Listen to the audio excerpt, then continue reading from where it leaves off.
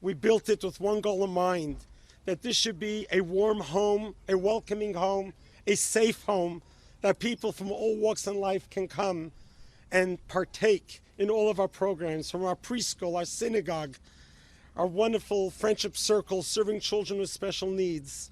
This is what we are all about. After 33 years, we did not expect what happened here yesterday. I was preparing for my sermon. I walked out of the sanctuary and I walked into the lobby and I met my dear friend, Lori Kaye, of blessed memory. She came here because her mother recently passed away, and she wanted to honor her mother at the memorial service. She invited her daughter Hannah to come and sit with her, her only daughter, who drove down from LA to be with her mother for the memorial service. She looks at me in the lobby. She says, "Rabbi, what time is Yizkar? What time is the memorial service?" I told her at 11:30. I went to my office to freshen up. I came back and Lori is there. For those of us who know Lori, know that she is a person of unconditional love. I have known her for close to 25 years. She was a pioneer member from our congregation. She used to work for Wells Fargo. She helped secure us the loan for this building, which was a very difficult task in the early 90s. She was one that went out of her way to always be there for those in need. When one of our members' wives was diagnosed with breast cancer, she took it upon herself to drive her to every single doctor's appointment, to be there for the children. Lori had unconditional love for all.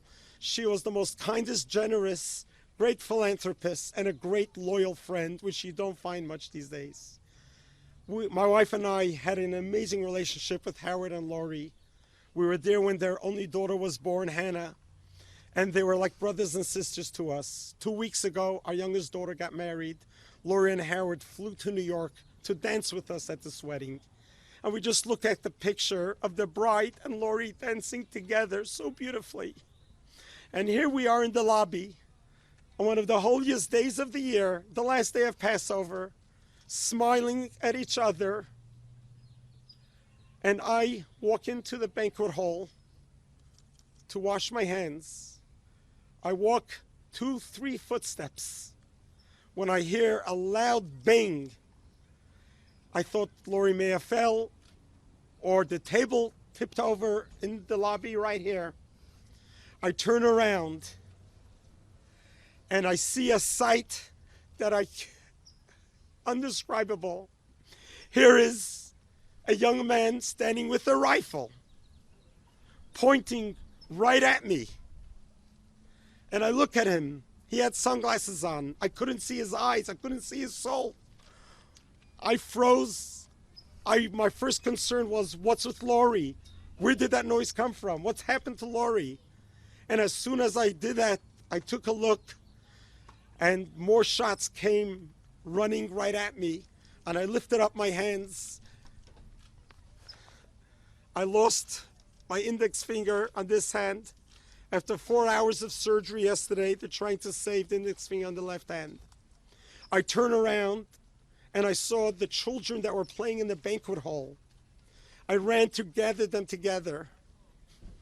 My granddaughter, 4.5 years old, sees her grandpa with a bleeding hand, and she sees me screaming and shouting, "Get out, get out!" She didn't deserve to see her grandfather like this.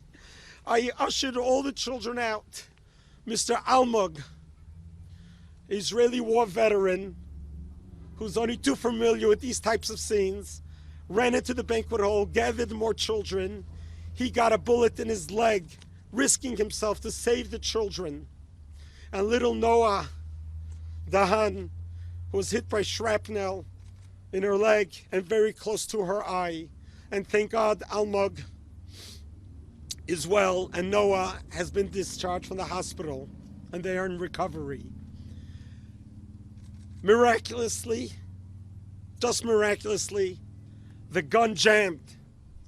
And in attendance at the synagogue, there was a Border Patrol off-duty agent, Mr. Jonathan Morales, who recently discovered his Jewish roots. He would travel 3.5 hours from El Centro to pray with us at our shul, at our temple. He felt great camaraderie here. He felt this is his house of worship. And many of times I would say, Jonathan, you work for the Border Patrol. Please arm yourself when you are here. We never know when we'll need it. As soon as the gun jammed and as soon as the shouting was going on, he jumped up in pursuit. Oscar Stewart, a former soldier, jumped into action. He tried to tackle down the gunman.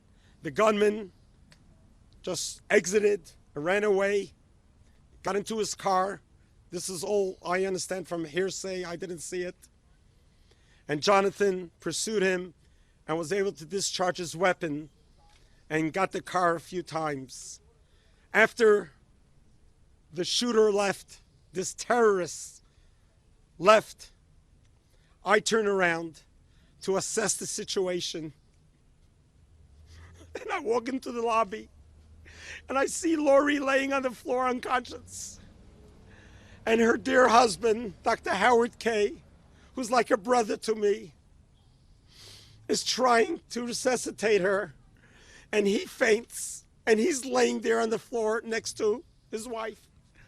And then the daughter Hannah comes out screaming, Daddy and Mommy, what's going on? This is the most heart-wrenching sight I could have seen. I was frozen in time. I grabbed a prayer shawl, wrapped my arm, my fingers with it. That was just hanging, dangling, and bleeding all over the place. My congregation was gathered outside here. And I said, I got to do something. I got up on a chair right there. And I looked at our congregation. And I said, Am Yisroel Chai. We are a Jewish nation that will stand tall. We will not let anyone or anything take us down. Terrorism like this will not take us down. We just came from Passover. At the Seder table, we sang a song, V'hi Sha'amda, that God has protected us, that in every generation they rise up against us, but God will protect us. Yesterday, this horrific, terrible event that has occurred here, in my own interpretation, Lori took the bullet for all of us. She died to protect all of us. She didn't deserve to die.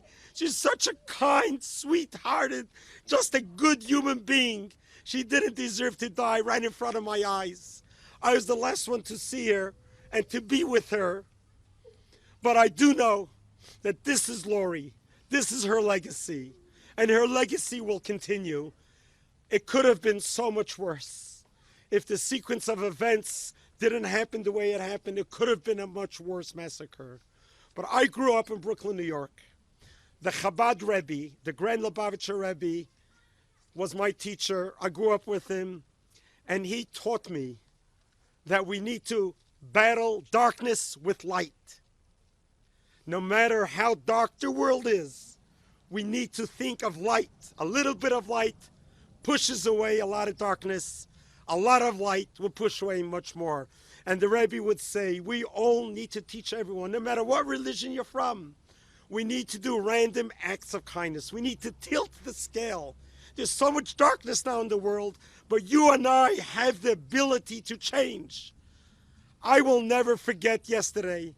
My missing finger will forever scar me physically, but it's going to remind me how vulnerable we are and also how heroic each one of us can be. We're all created in God's image. We are all partners in creation. No matter what faith or religion you're from, we all have to make this world a better place to prevent this from ever happening again. And to this, I want to thank our dear mayor. I have been in POWAY, living here my whole life since I got married. Our children grew up here. Now our grandchildren are growing up here. This is literally, I felt, my safest place. growing up in Brooklyn, New York was not a very safe place. I came to POWAY because I knew it was a very safe place. And it still is the safest place. No matter what happened, we are going to keep our freedom tight and close to us. We're going to stand tall. We're going to grow from it. And I also want to thank our sheriff department, who has been absolutely incredible from the very first call and their response. I have enjoyed being a chaplain for the sheriff department for close to 20 years, sworn in by the former sheriff, Bill Collender. And he right away told me what my mission is going to be, is to be able to be there for the deputies and give them the optimism, give them the positive feeling that the world is yet going to be a better place. And I want to take note for other of the victims who have suffered yesterday, physically, emotionally, spiritually. The best we can do to combat is to grow, build, and be stronger and stronger and stronger. And yes, every single one of us can do that. I look around the myriad of cameras that are here. The message needs to be brought out to the public. How does a 19-year-old, a teenager, have the audacity, the sickness, the hatred to publicize such anti-Semitism in his manifesto? How does he come here to our house of worship, do what he did? Perhaps we need to go back a little earlier and think about, what are we teaching our children? What are we educating our children? We need to perhaps consider reintroducing in our public school system a moment of silence where children can start the day with pausing and thinking, why am I created? Why am I here? And what am I going to do? So I certainly hope we can grow from this and we could become stronger from this. Chabad POWAY will survive this. I want to thank all of our community members. I want to thank all of our neighboring churches from all over San Diego. To see all the religions come together and support is absolutely the warmest hug that we could have ever gotten. And to be able to be together and show unity, solidarity, I want to personally thank all of my fellow priests, ministers who have been here with me, who have told me, here, shared with me your condolences. We're so grateful for that. The community has set up a GoFundMe account to help us through this very difficult time. And we're certain that San Diego will be able to participate in doing your part in helping us rebuild and get back on our feet. I want to take this opportunity to bless everyone here with blessings of long life, great health, and let's look for peace. And yesterday, I was going to read the prophecy of Isaiah. I didn't get to do it because my hand was blowing out.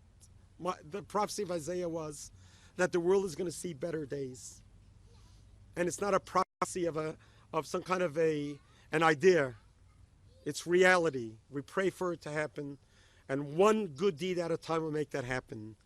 I'm appealing to all of our fellow Jewish members of our faith and others. This Friday night, this Saturday, go to your synagogue. We need to fill up those rooms. We need to show them that terrorism, evil, will never prevail. Let's fill up the synagogues. Let's stand tall. Let's dance together. And for our Jewish people who haven't been to synagogue in a long time, this is the time to do it.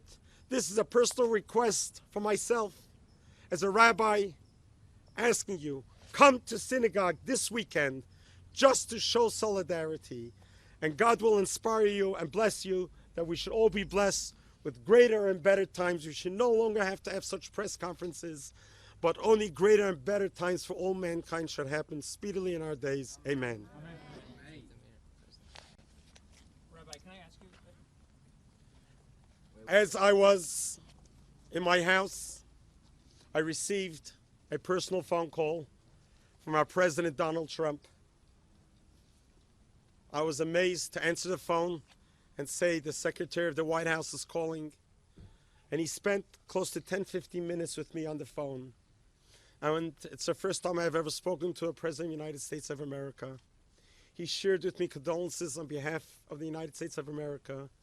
And we spoke about the moment of silence. And he spoke about his love of peace and Judaism and Israel. And he was just so comforting that I'm really grateful to our president for taking the time and making that effort to share with us his comfort and consolation. And I'm open for any questions. You said before that this could have been much worse. Can you expand on that? Well, is this the idea that the gun had not jammed? I mean, Well, I'm not an expert in this field, but for what I have observed, that he was standing right there in the lobby. He was aiming at me in the banquet hall, but he could have as easily turned left, gone into the sanctuary where the seats were full for the memorial service, and he could have just used all of his clips that he had, and it could have been such a bloodbath. I don't even want to fathom to think about how that would be, but that's... I think we're going to try to wait with the questions till the end. We're going to hear the comments, and then at the end, if there's time, we'll take some questions. thank you, Rabbi. Sure. Just let the sheriff. I'd like to ask our sheriff representative to please share with us. Well, my name's Jeffrey Duckworth. Closer to the mic, please. Yep, sorry. Thank you. Hi, I'm Jeffrey Duckworth. I'm the captain here for the City of POWAY Sheriff Station, and our hearts go out to your congregation.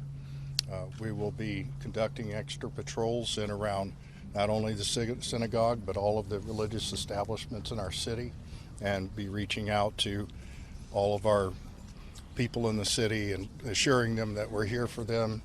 And we appreciate being here and being able to help serve, and that's what we're here for, and we're sorry for your loss.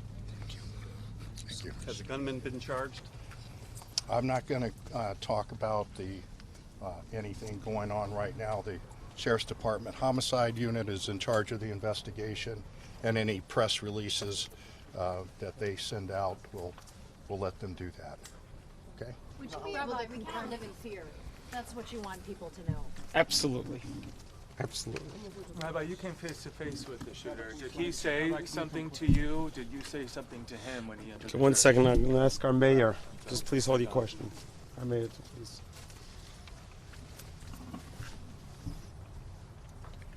We love you. This whole community. Love you.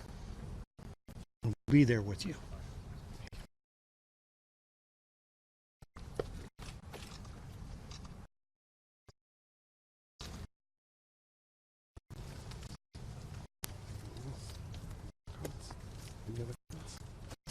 Okay, we'll take two questions. Here, go ahead. Did the shooter say anything as he entered the synagogue, and did you say anything to him in that moment? I did not see him enter. He entered already as I was walking.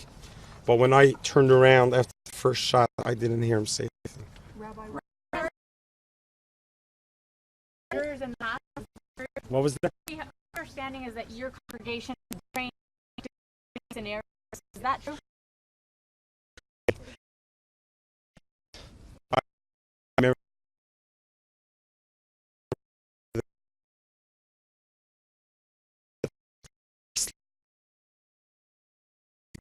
We had so many exit doors that it was so effective that people really, they ducked down and they crawled out to safe areas. All right, that's it for now. Lori trying to protect you. Mention the vigil tonight. Yeah. So I just want one announcement for everyone. 7 p.m. at Val Verde Park, there's going to be a candlelight vigil, and you are welcome to attend. Also, tomorrow is going to be the funeral for Mrs. Lori Kaye. It's going to be probably the hardest day of my career. It will be 2 o'clock right over here. It's going, there's a common expression of paying last respects at a funeral. There's no last respects over here. Tomorrow we're going to salute Lori. We're going to salute her life. And we're going to keep her legacy alive, the legacy of goodness and kindness. And our heart goes out to her husband, Howard, and her daughter, Hannah. And the show of support from our whole community at large has been exceedingly comforting to them. And I thank you all for that. Thank you, Rabbi. Thank you.